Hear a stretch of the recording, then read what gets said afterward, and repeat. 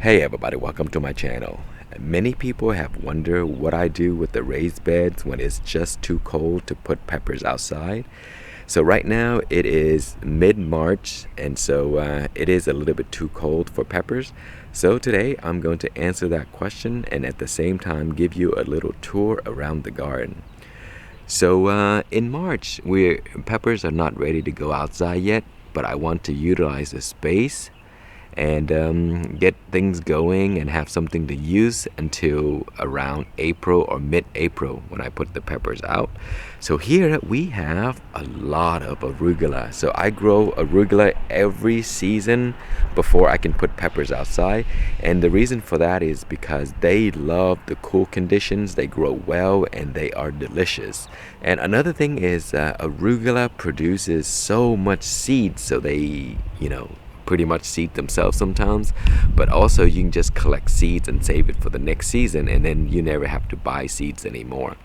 So that is exactly what I do. I just save seeds at the end of the season with radishes as well, and then I just spread a bunch of seeds everywhere because I have so many seeds that I just didn't need them all, and so I grow them in very close proximity, almost like microgreen types.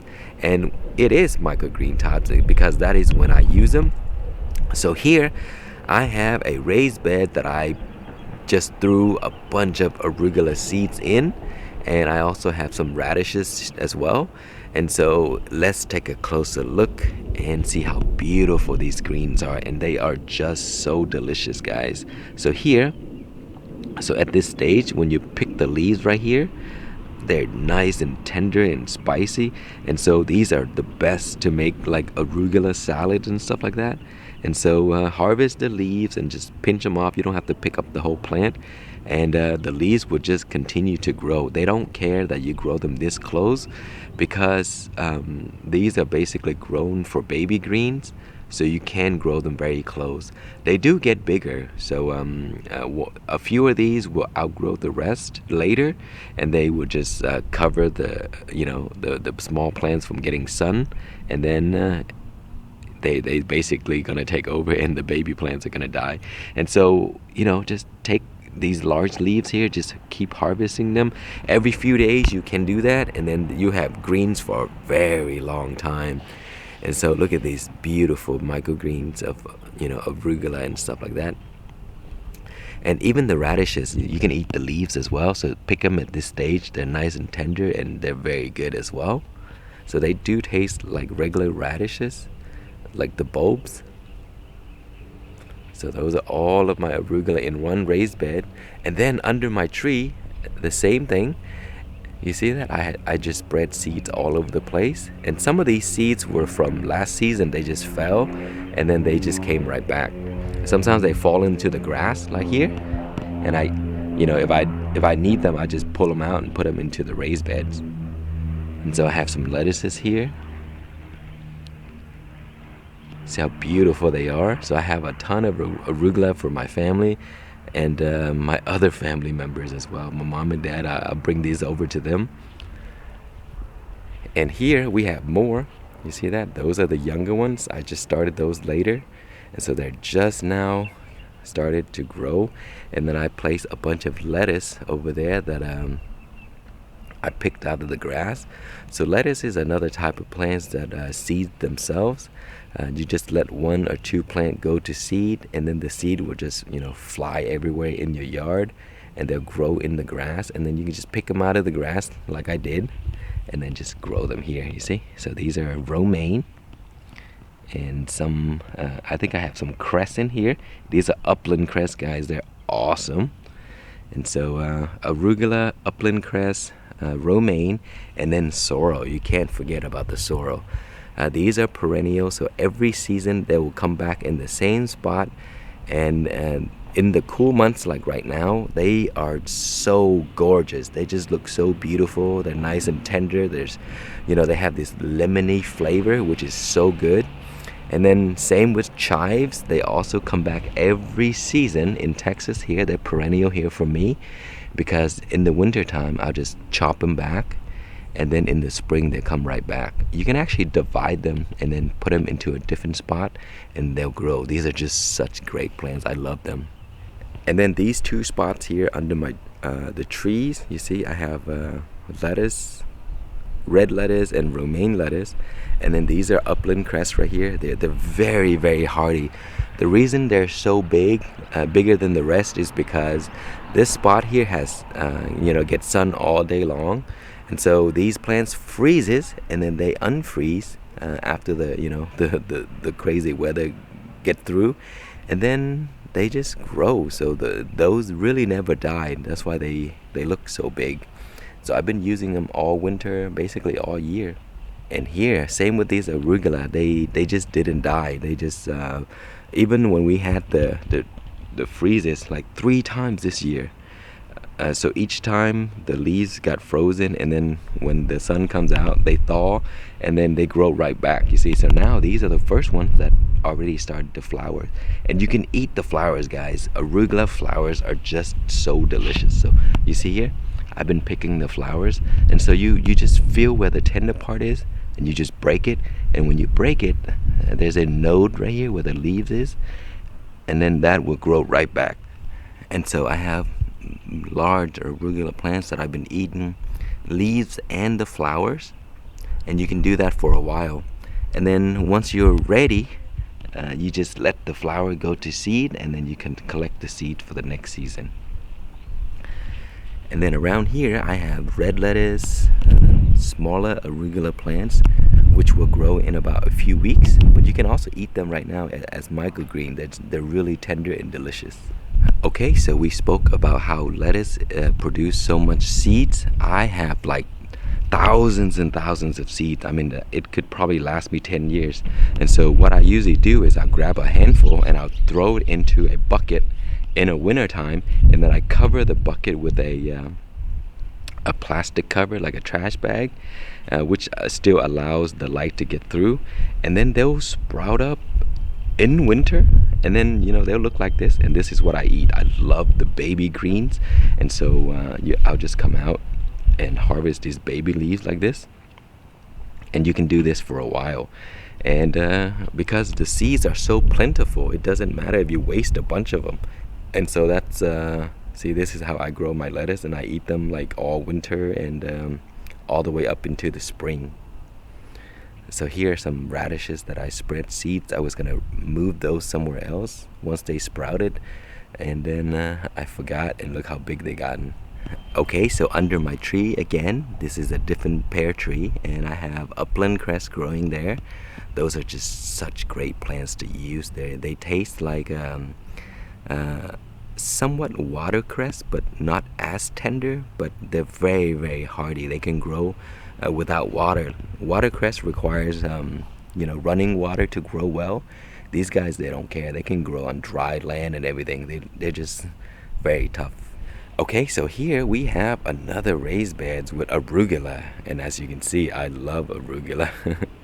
You see, look at this, a sea of arugula. Look, so many of them.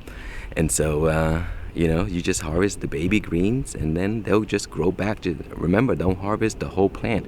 Just go through here, and you can just pick the leaves like this, like that. It does take a little bit of work because there's so many of them. You see it? And the leaves will grow back. The plants will just stay there and get bigger and bigger as the weather warms up a little bit. And so you can have arugula greens all the way up until April and May once it gets really hot. And that's when they produce the flowers. And then you can also eat the flowers, as I mentioned. And then these are Chinese mustard. So we use these for pickling and all that stuff, and they love the cool temperature. And then more arugula. Look at that. That's just so many arugula. And then here again, guys, upland cress from last season. This one didn't die, so they're starting to go to seed right here, so you can collect the seeds and grow them again. But these leaves are just so fantastic. They have like a spicy flavor, more spicy than watercress, I would say. similar to kind of like arugula in a bit, but they're just so fantastic. And they produce a lot of leaves. So the more you harvest the leaves, the more they come back. So that's another great thing. And these are just onions that I left from previous seasons, and onions just never die here in Texas. And some more, you see, I have so much seeds that I just don't mind to, just throw them everywhere. And that's the beauty of growing arugula. You can have that many seeds and just throw them all over the place and not be afraid you run out. So here I'll have these baby greens for a long time, guys. Arugula are just some of the best vegetable to grow. They're just so easy, and they're nice and delicious, and they produce a lot of seeds, and they're pretty healthy for you as well. And then here we have more arugula, and then we have some garden cress. I grow garden cress sort of like as a cover crop kind of plants, and so I let them grow really, really big. I'll eat as much as I can, and then the rest I'll just pull them up and throw them back into the compost. Usually garden cress, people grow them as microgreens, and you can take those microgreen seeds and then just throw them everywhere, you see, and they do have a peppery flavor, so which is nice. I like them.